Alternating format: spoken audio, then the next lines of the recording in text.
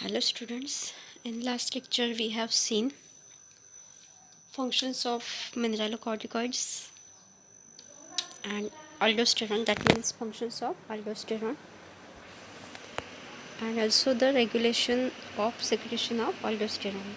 So short recap, going to start the new topic, that is glucocorticoids. So functions of aldosterone are, there are three important functions. First one is reabsorption of sodium ions, then second is excretion of K plus ion, and third one is secretion of H plus ion. So that in the ECF volume, sodium ion concentration get increases while K ion and H plus ion concentration get decreases in the ECF volume.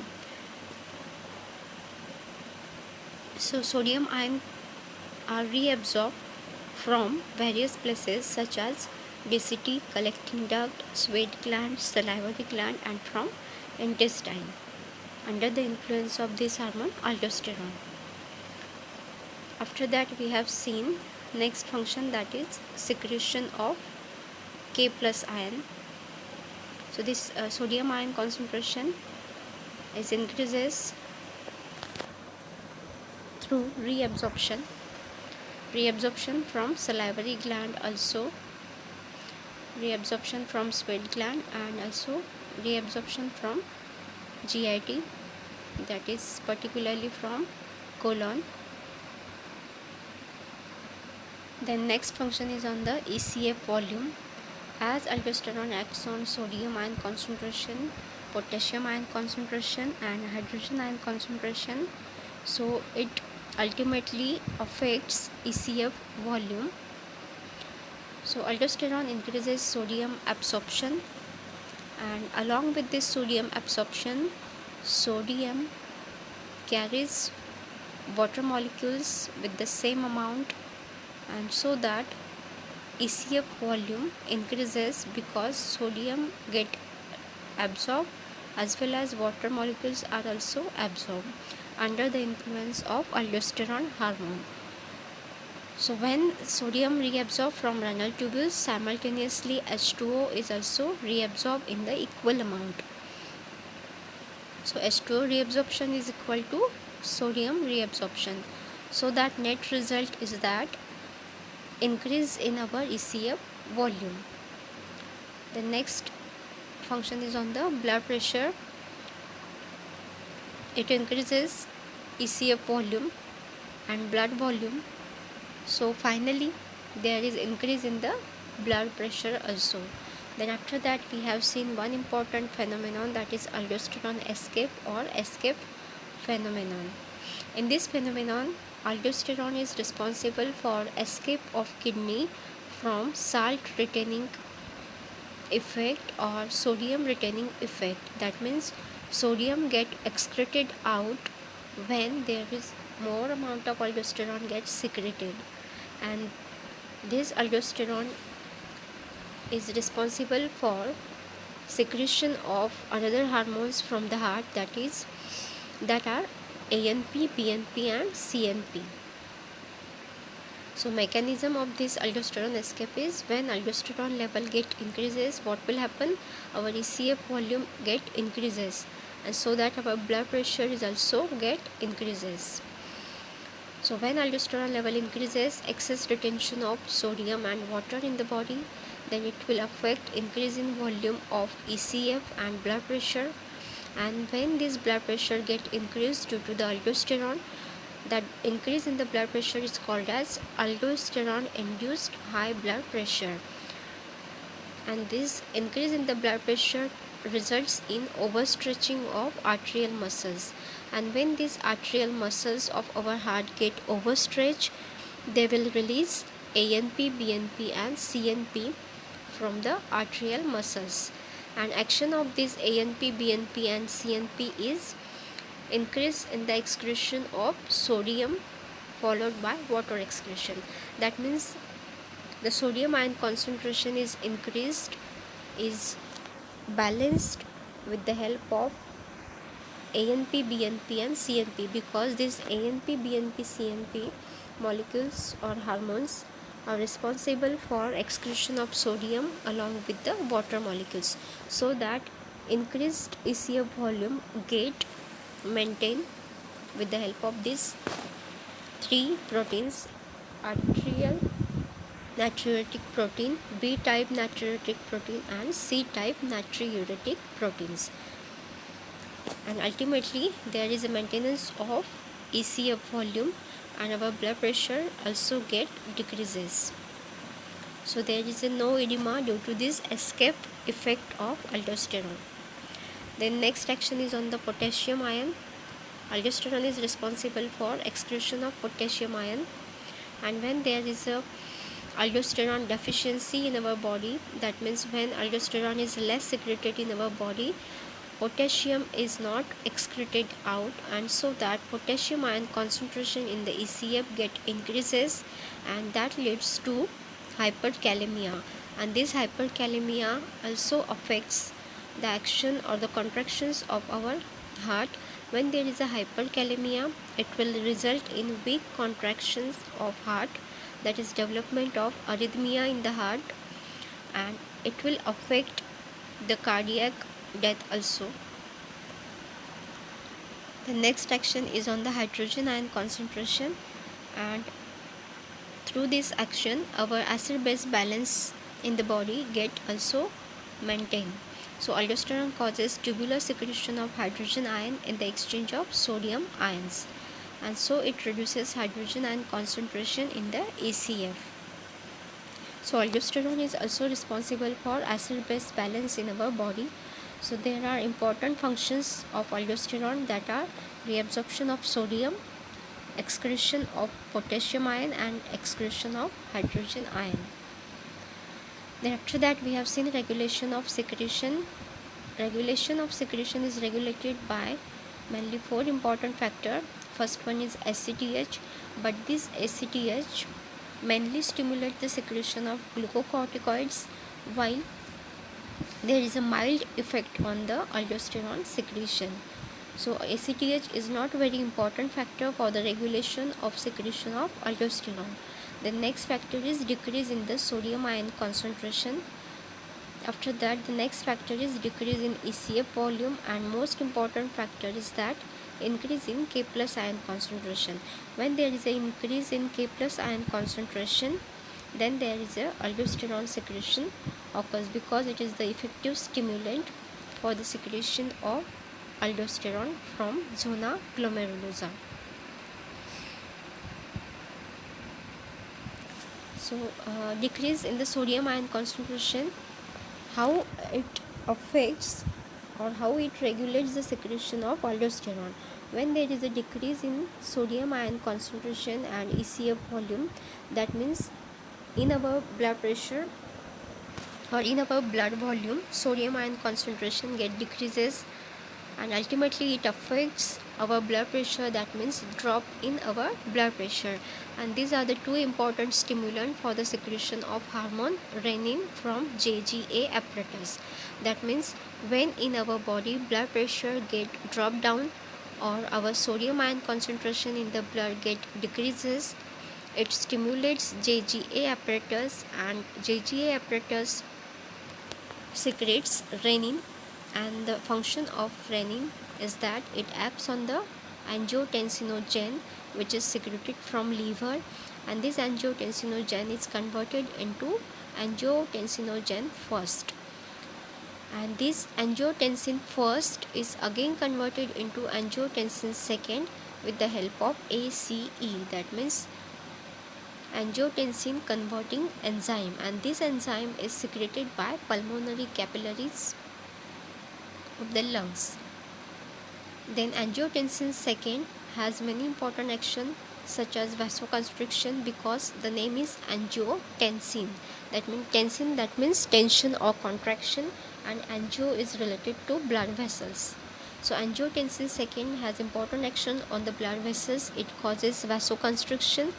Then another action of angiotensin second is that on the zona glomerulosa, it stimulates the cells of zona glomerulosa to secrete aldosterone. Then angiotensin second acts on the zona glomerulosa to secrete more amount of aldosterone. Then aldosterone starts its action, that is retention of sodium or reabsorption of sodium and water, as well as excretion of potassium.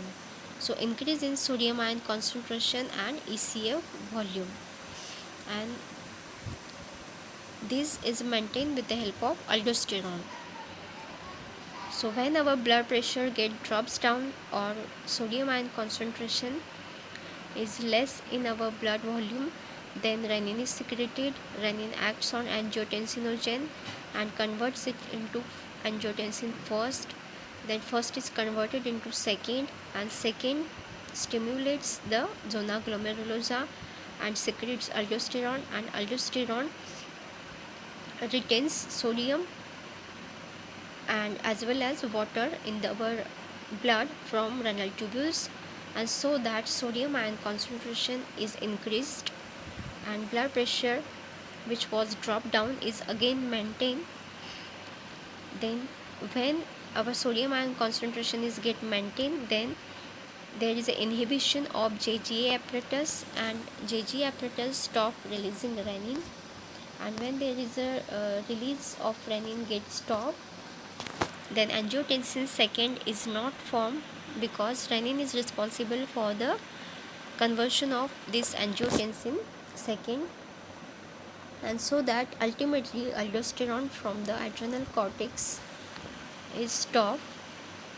So this is the flow chart for the mechanism of renin, angiotensin and aldosterone mechanism. So this is important mechanism. Drop in the blood pressure or drop in our fluid volume, that means decreased sodium ion concentration. These are the main stimulant for the secretion of renin from JGA apparatus. After releasing renin, it acts on the angiotensinogen and it converts into angiotensin first. Then this first is converted into angiotensin second with the help of ACE, that is angiotensin converting enzyme, which is released from pulmonary capillaries.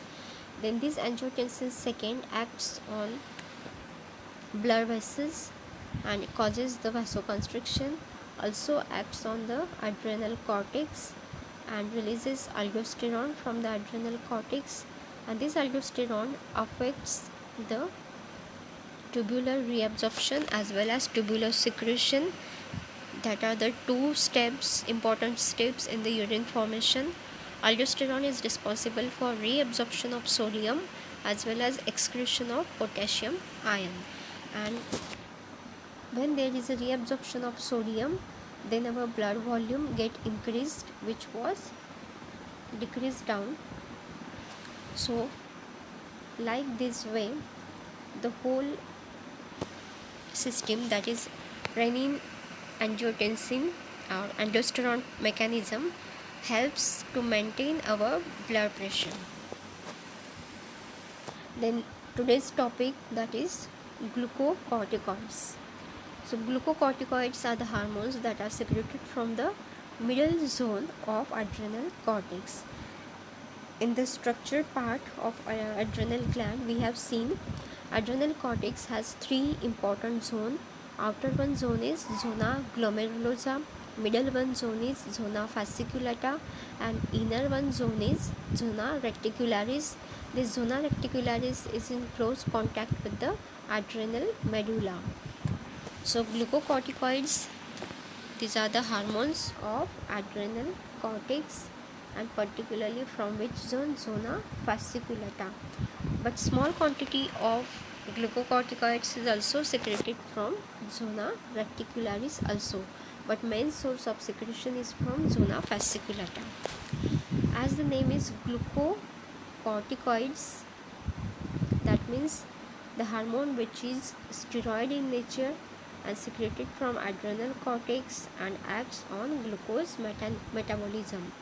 So their name is glucocorticoids because they are secreted from adrenal cortex, they are steroid in nature, and they act on glucose metabolism. So let us start. Glucocorticoids, hormones secreted from zona fasciculata. So glucocorticoids are three. First one is cortisol or hydrocortisone, second one is corticosterone, and third one is cortisone. So these are the three glucocorticoids. Then source of secretion of these glucocorticoids, as I have just told, that is large quantity of glucocorticoids secreted from middle zone, that is zona fasciculata of adrenal cortex, while small quantity of glucocorticoids are secreted from zona reticularis, that is inner zone of the adrenal cortex. So large quantity is secreted from zona fasciculata, while small quantity is secreted from zona reticularis. Then chemistry, as these hormones are steroid in nature, having 21 carbon atoms. Then half-life period of these glucocorticoids is, while cortisol has half-life of 70 to 90 minutes, while corticosterone has half-life of 50 minutes, while cortisone having unknown half-life. That means half-life of cortisone is unknown, but cortisol has half-life of 70 to 90 minutes and corticosterone has half-life of 50 minutes. Then daily output of the glucocorticoids, that means in how many quantity these glucocorticoids are daily secreted from adrenal cortex.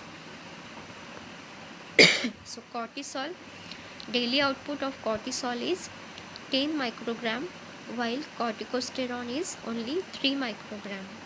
While talking about their plasma level, that means in how many quantity these glucocorticoids are present in our blood plasma. So cortisol level is that 13.9 microgram per deciliter. So cortisol is present in our blood plasma in the quantity 13.9 microgram per deciliter, while corticosterone is present in our blood plasma in the quantity 0.4 microgram per deciliter. So this is about plasma level and daily output of glucocorticoids. So let us start the most important part of this glucocorticoid, that is actions of glucocorticoids. Cortisol or hydrocortisone, it performs 95% of glucocorticoid activity, so that this is the most important glucocorticoid because it performs 95% of glucocorticoid activity, while corticosterone, it performs only 4% of glucocorticoid activity, while cortisone performs only 1% activity. So out of these three glucocorticoids, cortisol is one of the most important glucocorticoid because it performs 95% of glucocorticoid activity. So let us start actions of cortisol because it performs 95% of glucocorticoid activity.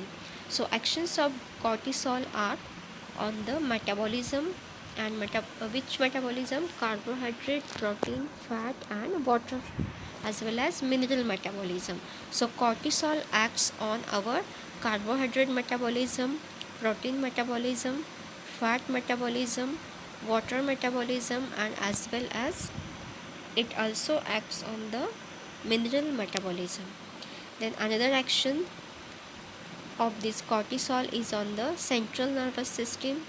Then cortisol also acts on our immunity, then also acts on bones, muscles, blood cells, and also on our blood vessels.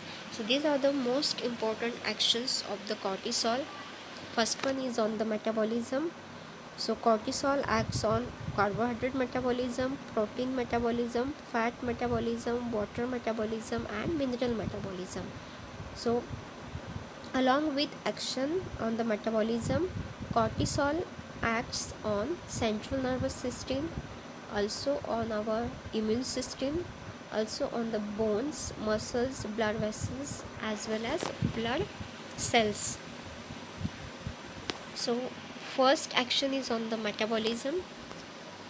So let us start with the carbohydrate metabolism, then action on the protein metabolism, fat, water and mineral.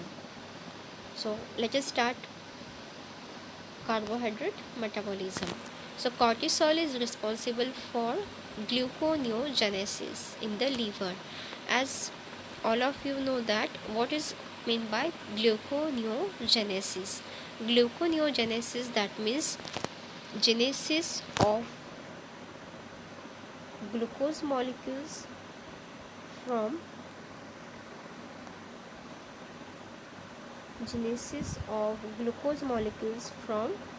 non-carbohydrate molecules. For example, amino acid, that means formation of glucose from amino acid. So this process is called as gluconeogenesis, and most of the metabolic processes are occurs in the liver, because liver is the main site for metabolism. So this gluconeogenesis occurs in the liver, and cortisol helps or stimulates the process of gluconeogenesis. Then cortisol inhibits the uptake and utilization of glucose by peripheral cells. That means cortisol prevents the utilization of glucose by the peripheral cells, so that it ultimately increases our blood sugar level, because it inhibits the utilization of glucose by the peripheral cells. So cortisol is responsible for increase in our blood sugar level, so that this action is called as anti-insulin action of glucocorticoids, because this action is against the action of insulin, because insulin stimulates the uptake and utilization of glucose by the peripheral cells, while cortisol inhibits uptake and utilization of glucose by the peripheral cells. So cortisol and insulin are also having antagonistic action to that of glucagon.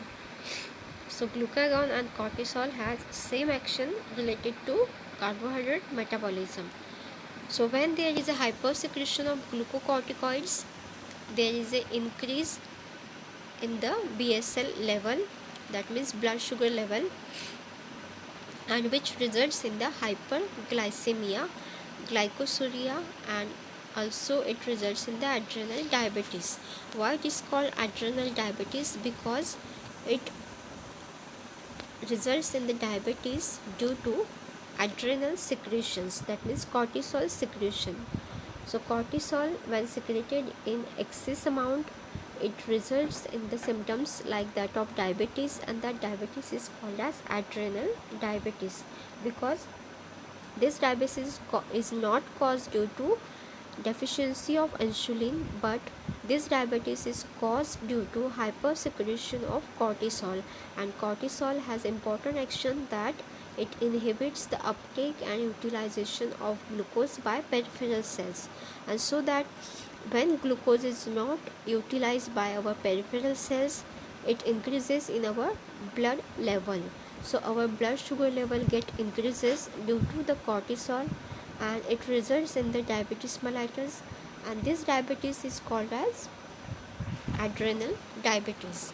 So this is about the action of cortisol on the carbohydrate metabolism.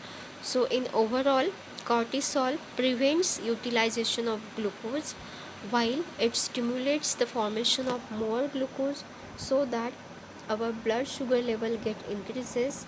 So it results in the hyperglycemia, and when there is a more blood sugar level, it results in the glycosuria also.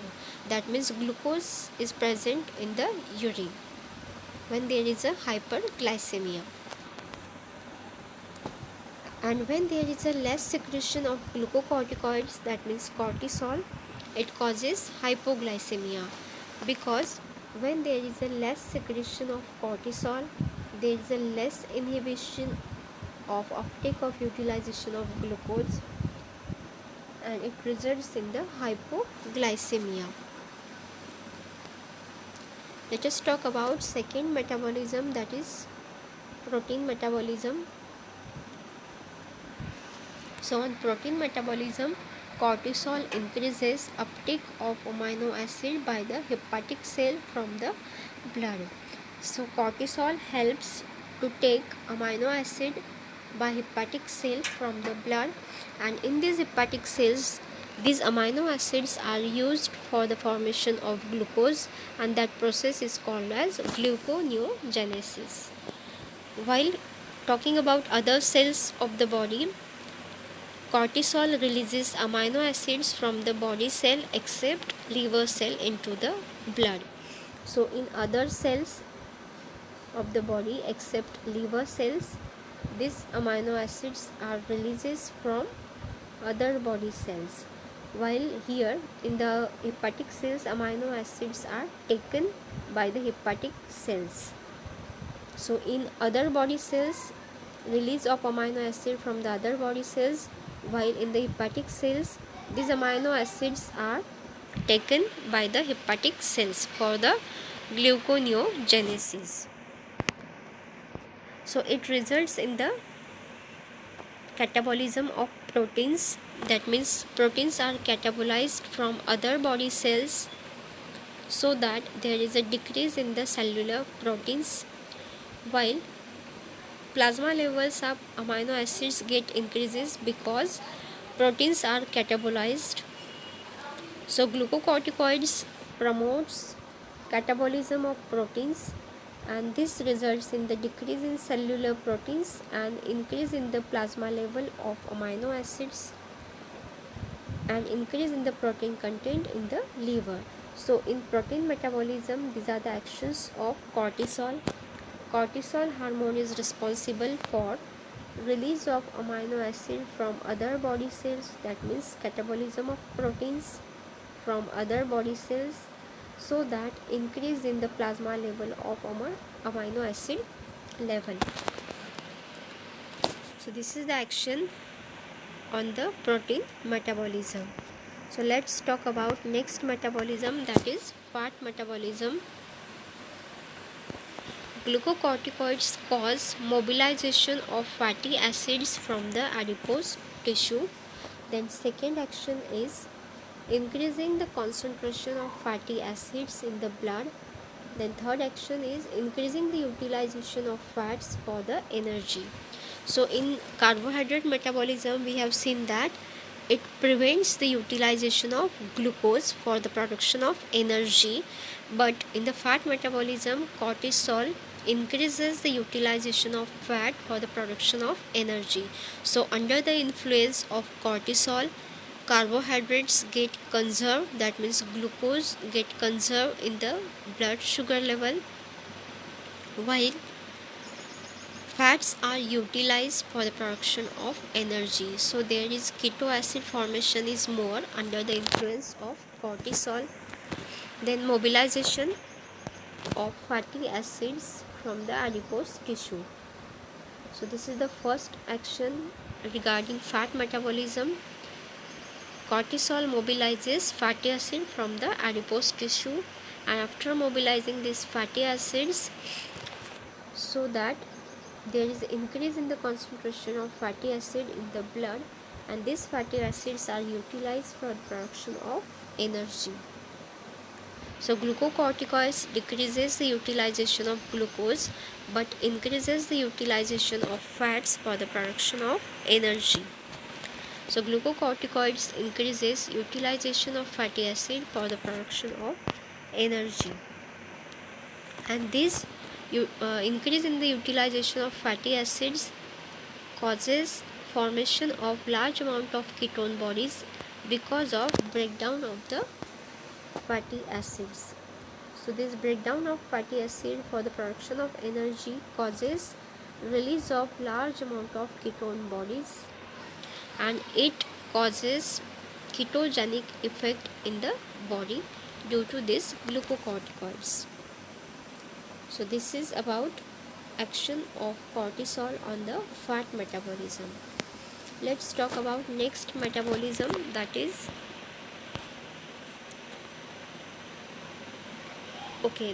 again the fat metabolism.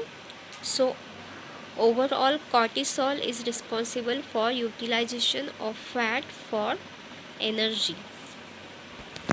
But here there is also obesity found in the hypersecretion of cortisol, because there is one more exception: excess cortisol causes obesity.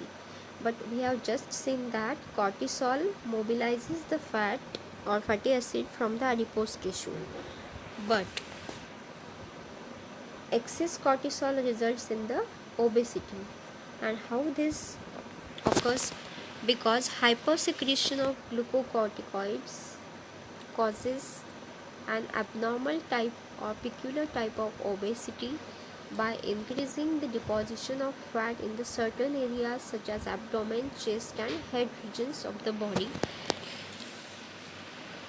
giving a buffalo-like torso and rounded moon face. So excess cortisol results in increase in the deposition of fat in certain areas such as abdomen, chest and head regions of the body.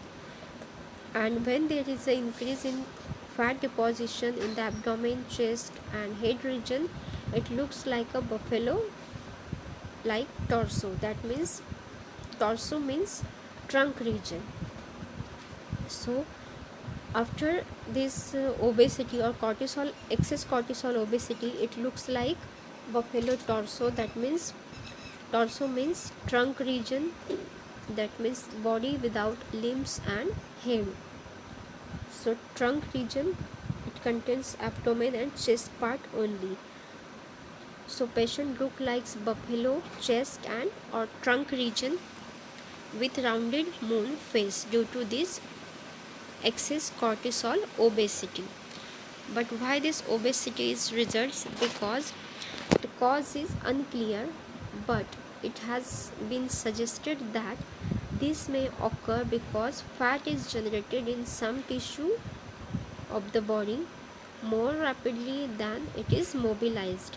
That means mobilization of fatty acids is less than that of generation of more amount of fat in some cells or some tissues of the body. So excess cortisol obesity is due to there is a fat is generated in some tissues of the body more rapidly than that of mobilization. That means mobilization rate of fatty acid is less than that of generation of fat in some tissue, and so that there is a excess cortisol results in the obesity.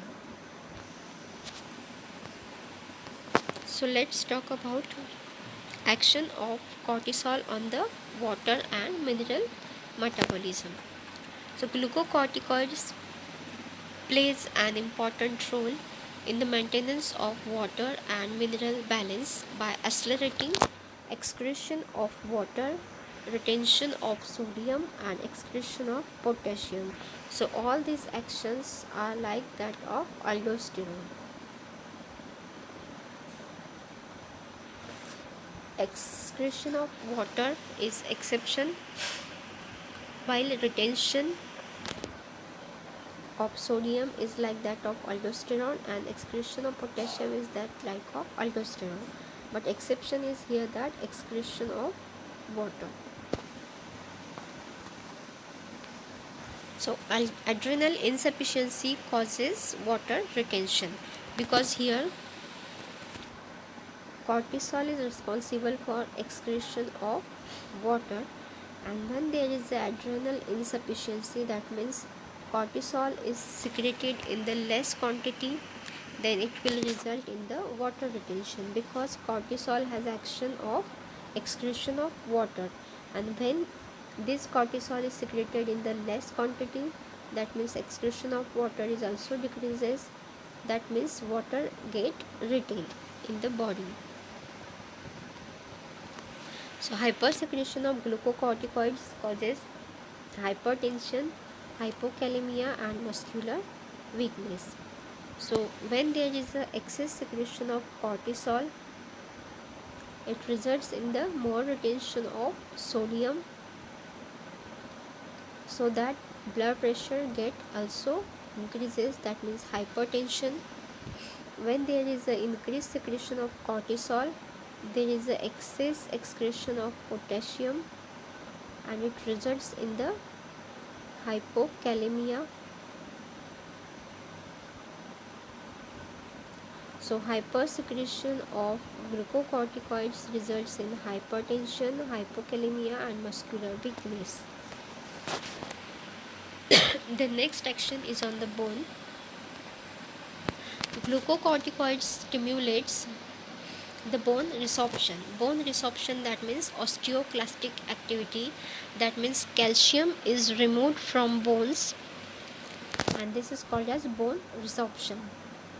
So glucocorticoids or particularly cortisol is responsible for stimulation of this bone resorption.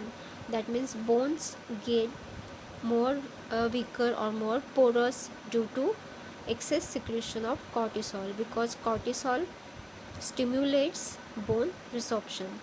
So when there is a excess secretion of cortisol or hypersecretion of cortisol, there is a osteoporosis may occur in the patient.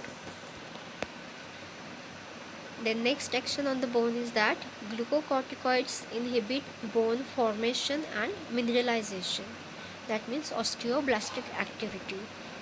So this action is like that of parathermone, because parathermone also responsible for bone resorption. Parathermone stimulates osteoclastic activity and inhibits the osteoblastic activity. So this action of cortisol is like that of parathermone. In hypersecretion of glucocorticoids, what will happen then? There is a more resorption of bones, that means calcium is removed from bones into the blood. So blood calcium level get increases while bones get more porous. So hypersecretion of glucocorticoids results in osteoporosis. The next action is on the muscles. On muscles, glucocorticoids increase the catabolism of proteins in the muscles, as the same action is we have seen in the metabolism of proteins, because cortisol is responsible for catabolism of proteins also in the muscles. So glucocorticoids increase catabolism of proteins in the muscles. So when there is a hypersecretion of glucocorticoids, it will result in the muscular weakness due to the loss of proteins. Due to the more catabolization of proteins, there is a muscular weakness. The next action is on the blood cells. Glucocorticoids decrease the eosinophils by increasing destruction of eosinophils in the RE cells. So in blood cells, eosinophilic count decreases due to the hypersecretion of cortisol, because these cortisols are responsible for destruction of eosinophils in the reticuloendothelial cells such as spleen or macrophages. It also decreases the number of lymphocytes and increase in the number of circulating neutrophils as well as RBC and platelets.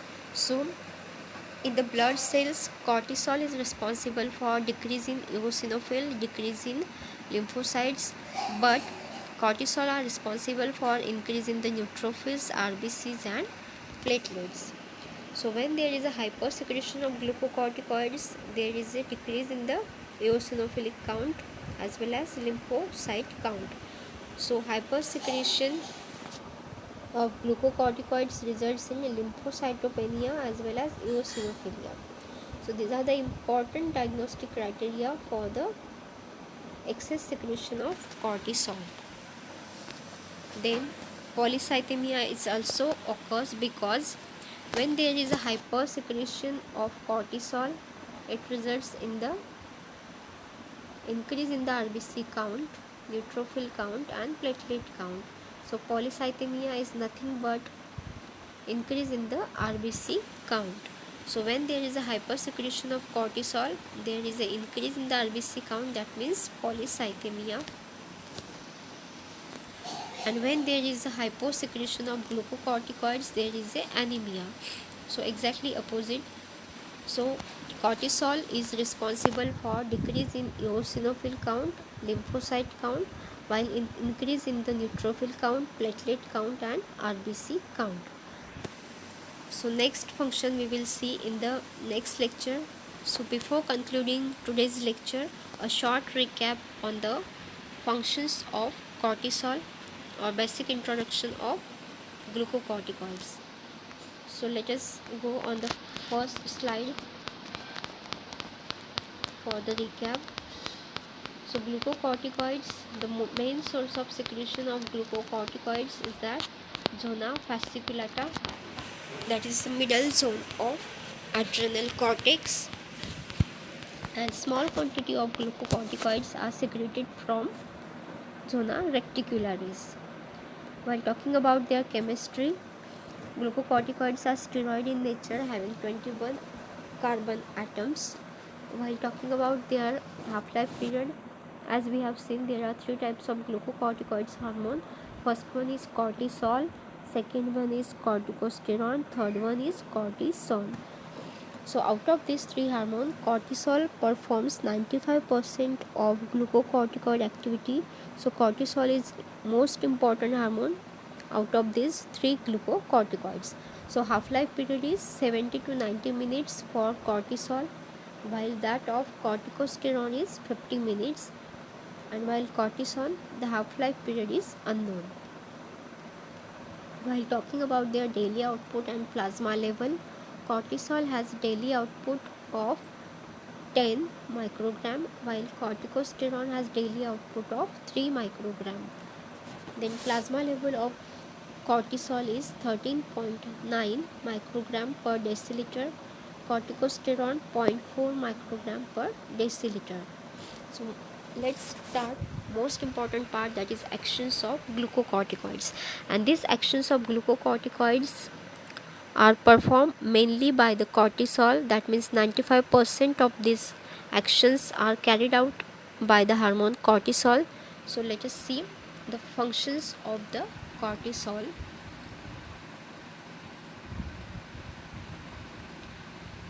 So these are the most important functions of cortisol.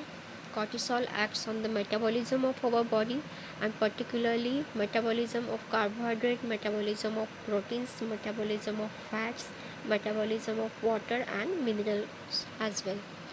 The next action is on our central nervous system.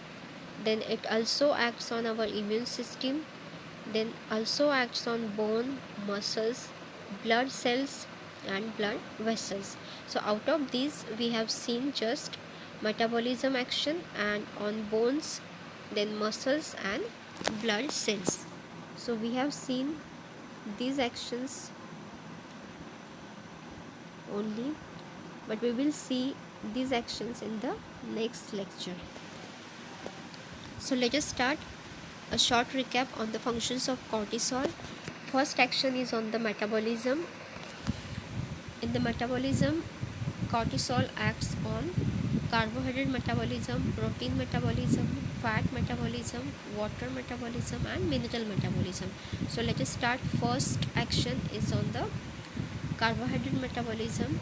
So in carbohydrate metabolism, cortisol is responsible for increasing our blood sugar level, because cortisol stimulates gluconeogenesis in the liver, and gluconeogenesis causes production of more glucose molecules. But at the same time, this cortisol inhibits the uptake of glucose molecules for the production of energy, or utilization of glucose molecule for the production of energy, so that glucose is not utilized but it is formed in more quantity, so that in our blood blood sugar level get increases continuously under the influence of this hormone cortisol, and when there is a hypersecretion of cortisol, then there is a adrenal diabetes will occur. And why this diabetes is called as adrenal diabetes? Because the diabetic origin is from adrenal, because all these blood sugar level increase is result due to excess secretion of cortisol, because excess secretion of cortisol prevents the utilization of glucose, and so that our blood sugar level get increases.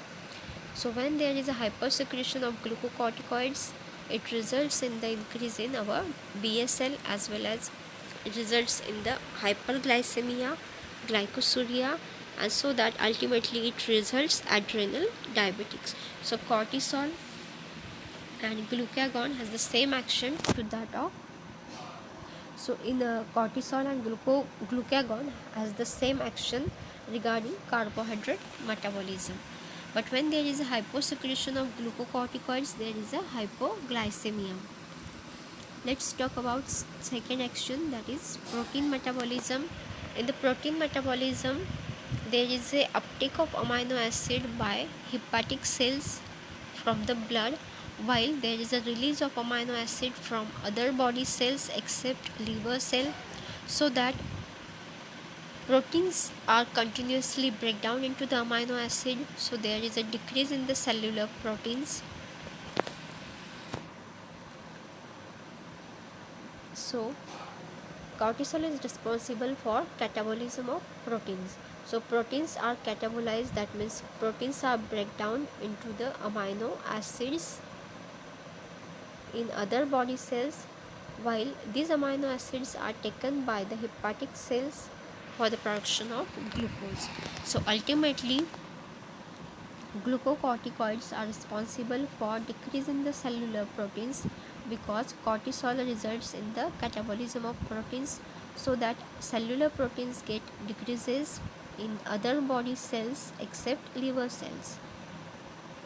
As these cellular proteins are break down into the amino acids, so there is an increase in plasma level of amino acids, and there is an increase in the protein content in the liver, because these amino acids are taken by hepatic cells, so that there is an increase in protein content in the liver. So this is about protein metabolism.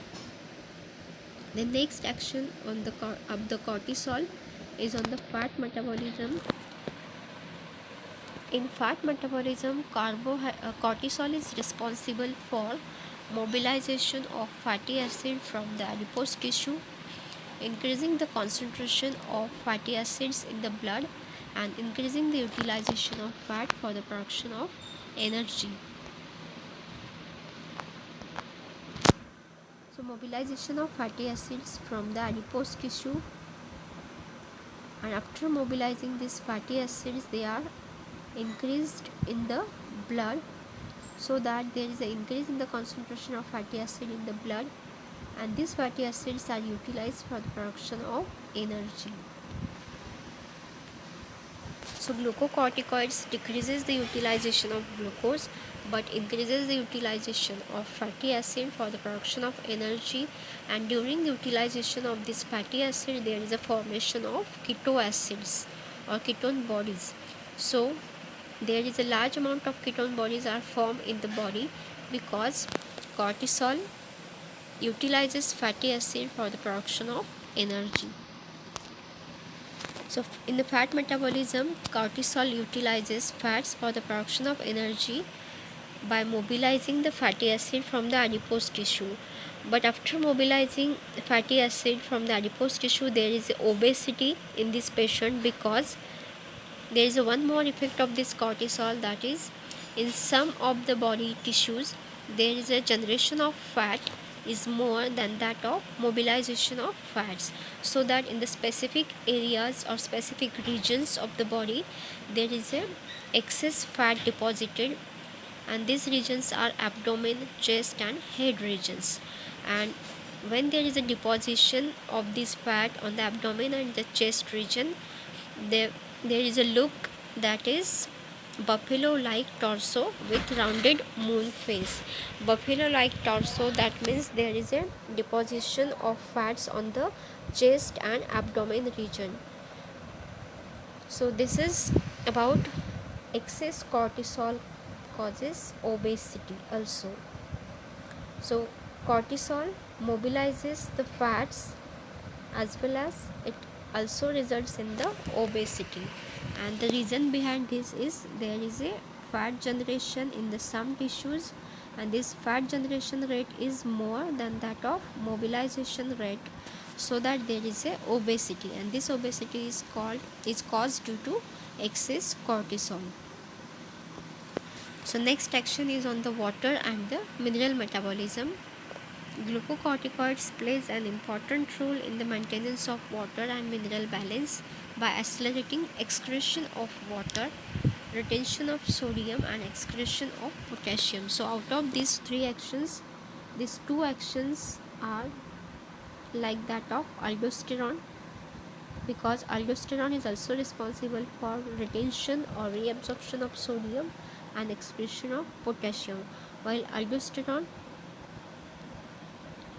also causes excretion of H plus ions. So here cortisol is responsible for excretion of water, retention of sodium, and excretion of potassium. So when there is a adrenal insufficiency, it results in the water retention, and when there is a hypersecretion of glucocorticoids, it results in the hypertension, hypokalemia, and muscular weakness also. The next action is on the bone. So cortisol has the same action to like that of parathormone, because it stimulates osteoclastic activity and inhibits osteoblastic activity.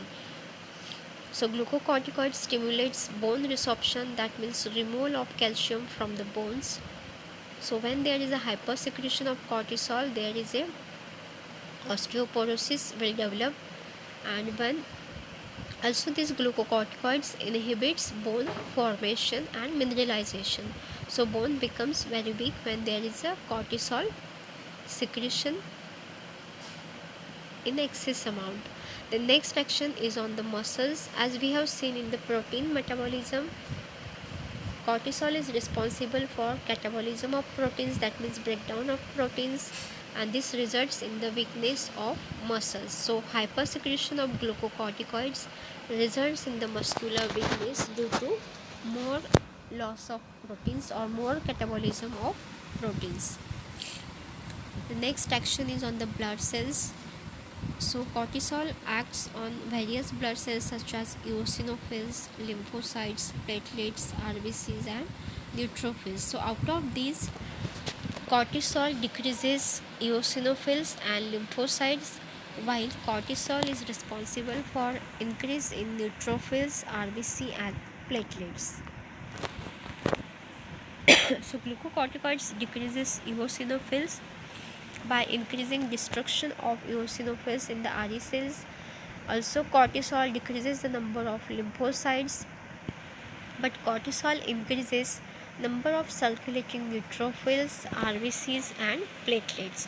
So when there is a hypersecretion of glucocorticoids, it results in the lymphocytopenia, that means decreased in the lymphocyte count, and eosinopenia, that means decrease in the eosinophilic count. So this is important diagnostic criteria for the cortisol secretion. So when in patient there is a lymphocytopenia or eosinopenia, there may be hypersecretion of cortisol.